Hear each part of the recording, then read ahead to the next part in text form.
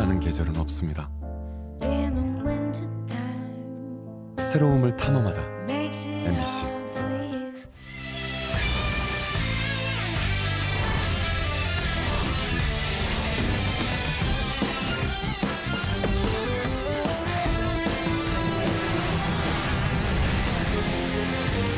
청주시가 오송역 명칭 변경 절차에 들어갑니다.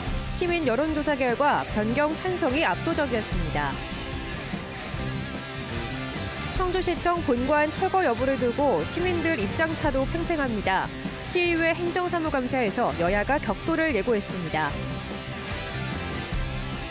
피감기관인 충북구청사에 30년 더부살이를 해오던 충북도의회가 신청사를 착공했습니다.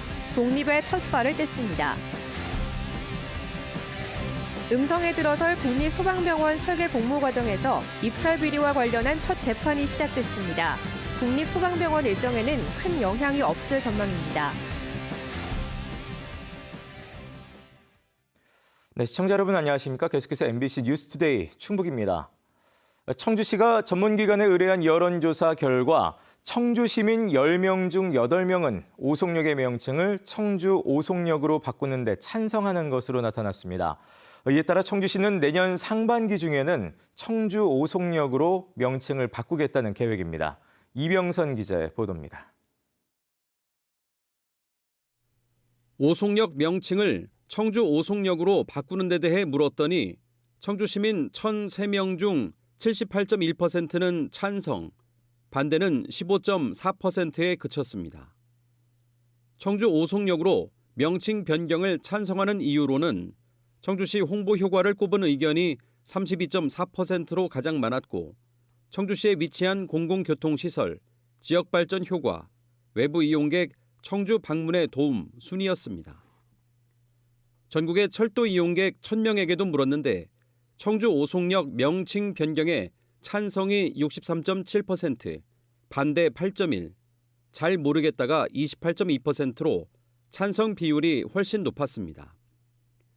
청주 오송역으로 명칭을 바꾸는데 찬성하는 이유를 물었더니 오송역 위치 인지도가 높아질 것이라는 응답이 60%를 넘었고 청주시 홍보 효과, 지역경제 활성화 등의 순이었습니다. 실제로 오송역이 어느 지역에 있는지 아느냐는 질문에는 잘 모른다거나 청주가 아닌 다른 지역으로 잘못 알고 있는 응답이 70%에 육박했고 청주에 있는 것으로 정확히 알고 있는 응답은 31.2%였습니다. 여론조사 전문기관에 의뢰해 이 같은 결과를 받은 청주시는 후속 절차에도 속도를 내고 있습니다. 오는 30일 청주시 지명위원회 심의를 거쳐 내년 1월 국가철도공단에 역명 변경을 요청하고 상반기 중 국토교통부 역명심의위원회에서 청주 오송역으로 최종 결정한다는 계획입니다.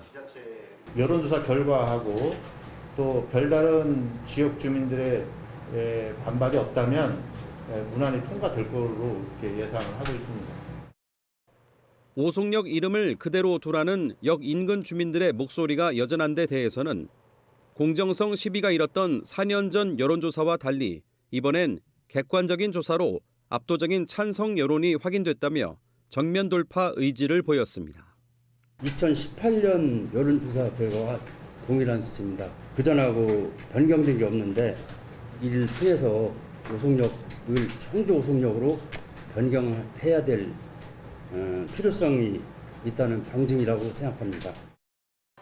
한편 이번 여론조사는 청주시의 의뢰를 받은 엠브레인 퍼블릭이 지난 4일부터 13일까지 전화조사와 온라인 조사로 진행했으며 신뢰 수준 95%에 오차 범위는 플러스 마이너스 3.1%입니다. MBC 뉴스 이병선입니다. 네, 한편 어제 낮 서울에서 출발해 목포로 향하던 KTX 열차가 오송역에서 고장으로 멈췄습니다. 이번 고장으로 승객 751명이 오송역에서 내려 비상 대기 열차로 갈아타는 불편을 겪었고 열차 운행이 5분 정도 지연됐습니다. 코레일은 달리던 열차에서 좌우 진동이 감지돼 안전 확보 차원에서 내린 조치였다며 정확한 원인을 조사 중이라고 밝혔습니다. 이번 열차 고장은 지난 10일 천안 아산역을 출발한 KTX 열차가 고장으로 가던 길을 되돌아간 지 12일 만입니다. 네, 그동안 충청북도에 더부살이를 해왔던 도의회가 독립의 첫 발을 뗐습니다.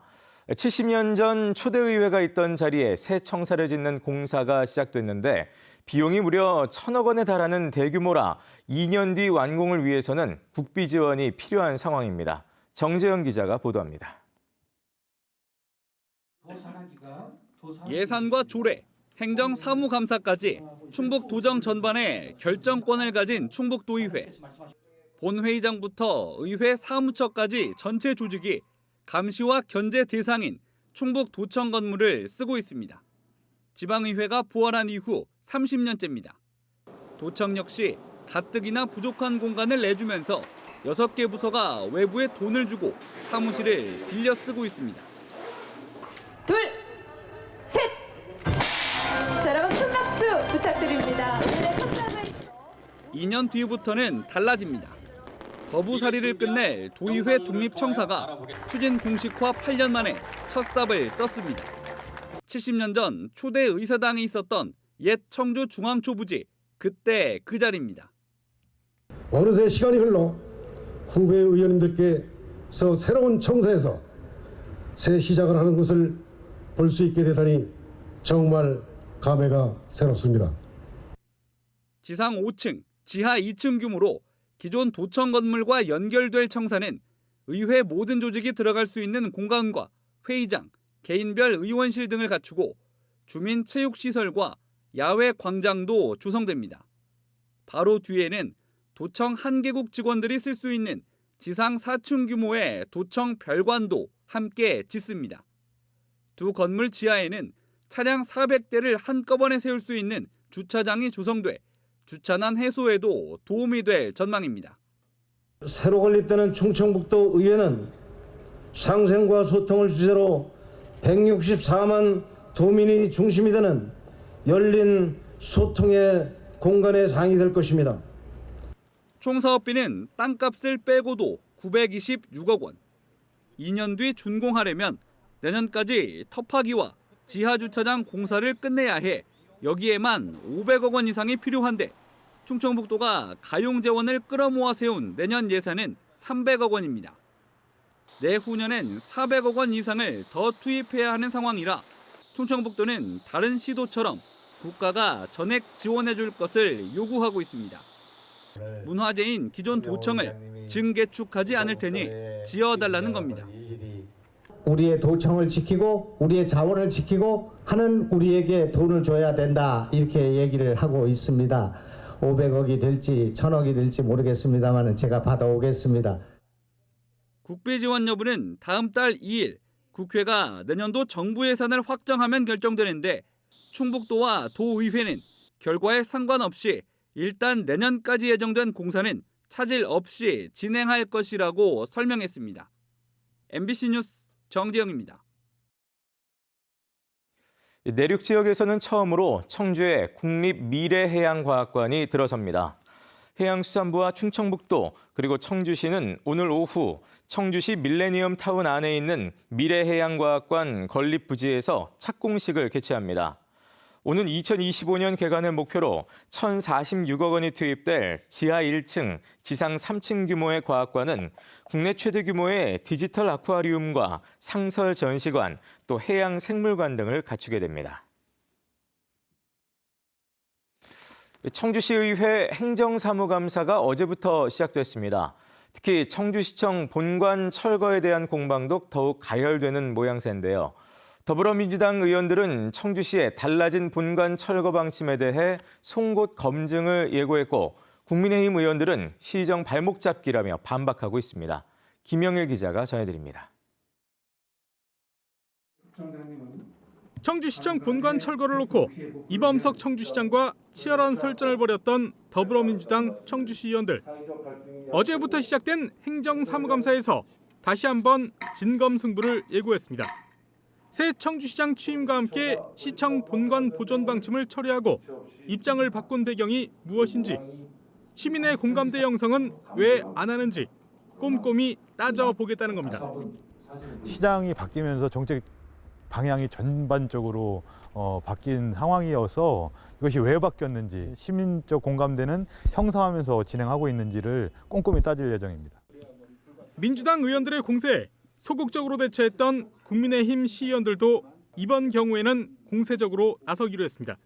민원의 어려움 또한 본관이 철거되지 않고 보존을 하면은 사실 비대칭 건물이 됩니다. 지금 가장 중요한 것은 시민들이 얼마나 시청 공간을 활용하느냐. 행정사무감사를 앞두고 본관 철거를 둘러싼 찬반 갈등에 원도심 주민들도 가세했습니다. 청주 원도심 활성화 추진단은 기자회견을 열어 외래 양식을 그대로 모방한 시청 본관 건물을 철거해야 한다고 강조했습니다. 노지 천장의 6일기 형상 등으로 일본을 표현하고 있으므로 외래 양식 모방을 사유로 등록 대상에서 제외되고 철거돼야 합니다.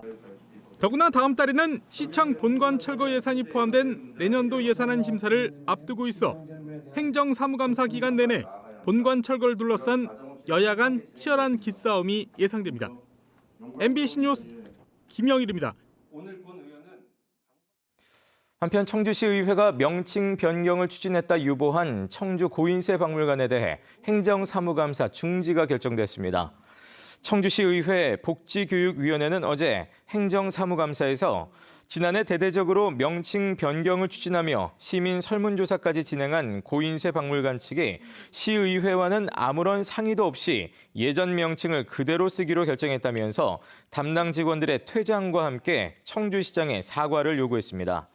이에 대해 고인세 박물관은 새 명칭을 선정하기 위해 지난해 3차례나 심의를 거쳤지만 결론을 내지 못해 예전 명칭을 그대로 유지하기로 했다고 설명했습니다.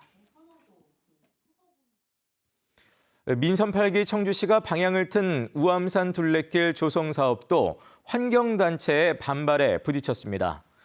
청주 충북 환경운동연합은 성명을 내고 인도 확장을 위해 우암산 중턱에 보행 데크를 설치하겠다는 민선 8기의 우암산 둘레길 사업은 자연을 훼손하는 것이라며 사업 중단을 촉구했습니다.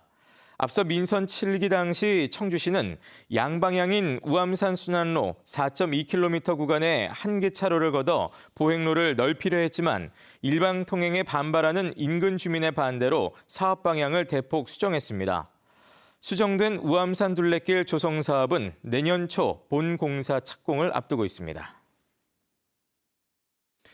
오는 2025년 음성에 들어설 국립소방병원 건축설계 공모 과정의 비리, 소위 짜고치기 혐의에 대해 재판이 시작됐습니다. 전 소방청장까지 윗선에 대한 검찰 수사도 이어지고 있습니다. 이채연 기자입니다. 국립소방병원 설계 공모 비리와 관련한 검찰의 공소 내용입니다. 2025년 음성에 들어설 국립소방병원 설계 공모 당시 공고되지도 않은 소방청의 입찰 공고 초안이 특정 건축사무소로 건네졌습니다. 이걸 확보한 건축사무소와 브로커는 일부 심사위원을 미리 포섭해 고득점을 청탁했고 결국 이 사무소가 참여한 컨소시엄의 설계작이 최종 공모에 당선됐습니다. 이들이 입찰 공고 초안을 미리 넘겨준 소방공무원에게는 고위급의 대가성 승진을 청탁했다는 게 검찰의 판단입니다. 해당 공무원은 이 사건 이후 1년여 만에 실제 승진을 한 것으로 전해졌습니다. 이 사건으로 구속돼 첫 피고인석에 선 사람은 건축사무소 관계자와 브로커 등 2명. 이들 변호인은 아직 기록 검토가 되지 않았다면서도 대체로 잘못했다는 취지로 말했습니다. 이 사건과 관련해 수사 중인 이흥교 전 소방청장 등 윗선에 대한 혐의도 이 재판 과정에서 언급될지가 관심입니다. 정보를 빼낸 혐의로 입건된 소방청 직원도 현재 수사가 진행 중입니다. 국비 1,870억 원 등 2,070억 원이 투입될 국립소방병원은 각종 재난 위험이 큰 소방관들의 치료를 위해 24개 진료 과목 300여 병상 규모로 계획돼 있습니다. 소방청 관계자는 2025년 하반기 개원을 위해 앞서 공모 선정한 설계를 토대로 다음 달 착공하는 등 이번 사건과 사업 추진 일정과는 큰 관련이 없다고 밝혔습니다. MBC 뉴스 이채연입니다. 군부대 폐기물 위탁 처리 업체가 백린탄을 무단 소각한 혐의로 고발돼 경찰이 수사에 나섰습니다. 영동경찰서는 관내 군부대의 유독성 폐기물 처리 시설에서 지난 2019년 한 주 동안 폐백린탄을 불법 소각한 혐의로 모 방위산업체를 조사 중입니다. 해당 업체는 지난 2011년 사용연한을 다한 이 시설을 폐쇄 신고했지만 실제로 철거하지는 않았습니다. 경찰은 관련 사실을 뒤늦게 파악한 군부대에서 신고를 받고 해당 백린탄의 출처 등을 조사하고 있습니다. 백린탄은 폭발하면 인체에 치명적인 화염과 유독가스를 방출해 국제사회에서 사용이 금지된 무기입니다. 저희 MBC 충북이 단독 보도한 공기업 LH의 민낯, 무더기 성면 불법 철거 추적 보도가 올해 충북 언론인상에 선정됐습니다. 충북 언론인 클럽은 2022년 충북 언론상 방송부문 수상자로 MBC 충북 조미애 김경호 기자를 선정했다고 밝혔습니다.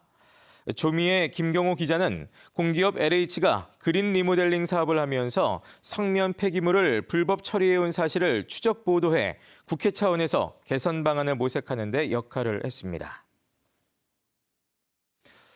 플라스틱으로 인한 환경오염을 줄이기 위해 카페 안에서 일회용 컵 사용을 금지한 지 어느새 반년이 넘었습니다. 이 취지는 결국 텀블러 같은 개인 컵을 사용하자는 것인데 정작 카페마다 들고 있는 키오스크에서는 텀블러 사용을 선택할 수가 없어 일회용 컵 사용을 강요받고 있습니다. 윤흥선 기자의 보도입니다. 음료를 주문하는 카페 키오스크에서 매장 이용과 포장 여부를 묻습니다. 하지만 개인 컵 사용은 선택할 수 없습니다. 또 다른 카페도 마찬가지입니다. 텀블러에 음료를 담겠다는 주문은 직원에게만 요청할 수 있습니다. 최근 카페마다 키오스크 주문이 늘고 있는 상황에서 소비자들은 불편을 감수해야 하는 겁니다. 특히 음료를 만드느라 점원들이 바쁘면 어쩔 수 없이 텀블러 사용을 포기하기도 합니다. 그냥 매장에서 이용하거나 그럽니다. 키오스크에서 없어가지고 매장 직원분께 이렇게 텀블러 드리면서 하는 게 좀 불편합니다. 환경단체가 대전 지역의 대형 프랜차이즈 카페 43곳을 조사한 결과 10곳 가운데 9곳은 키오스크에서 텀블러를 선택할 수 없었습니다. 의지를 가지고 있는 분들도 그 시스템이 개선되지 않으면 이제 포장을 할 때 일회용기를 이제 선택할 수밖에 없는 상황에 놓이게 되고, 올해 4월부터 매장 내 일회용 컵 사용을 금지하고 있고 12월부터는 세종과 제주를 시작으로 일회용 컵에 보증금을 부과하는 보증금제가 의무화합니다. 환경 보전을 위한 정책과 노력에 발맞춰 현장의 시스템 개선이 필요해 보입니다. MBC 뉴스 윤웅성입니다.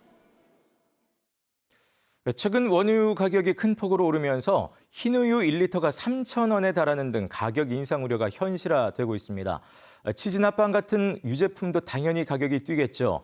우유에서 비롯된 물가 상승, 이른바 밀크플레이션까지 우려되고 있습니다. 박선진 기자입니다. 장을 보러 나선 시민들이 우유 진열대 앞에서 한참을 고민합니다. 원유 가격 상승에 우유 업체들도 소비자 가격을 올리면서 우유 소비가 많은 가정에선 부담이 커졌습니다.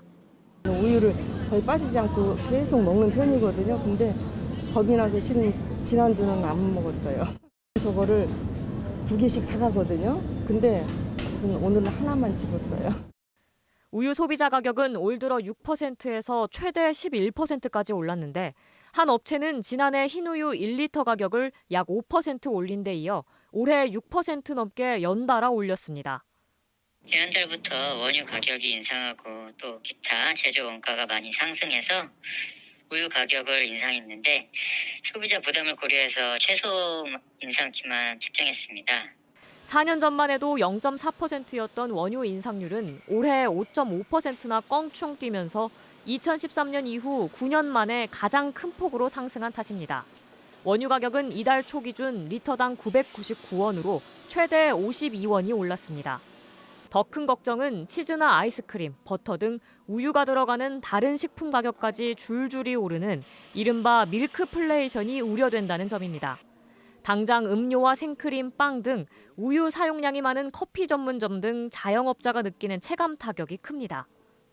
우유나 생크림 가격이 한꺼번에 올라서 저희도 가격을 인상해야 되는지 지금 고려하고 있는데 저희가 가격을 인상하게 되면 또 소비자들이 느끼는 그런 부분도 있으니까 좀 추이를 지켜보면서.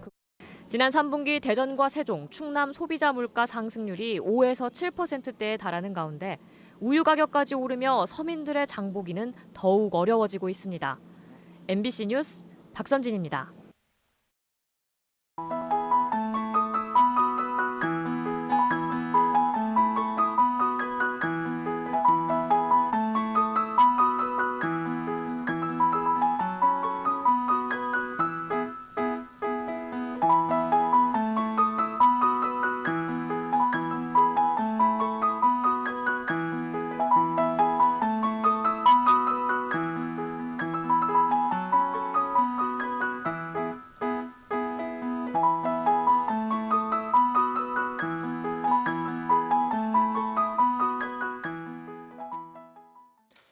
충북의 소비자 심리지수 하락세가 넉 달 연속 이어지고 있습니다.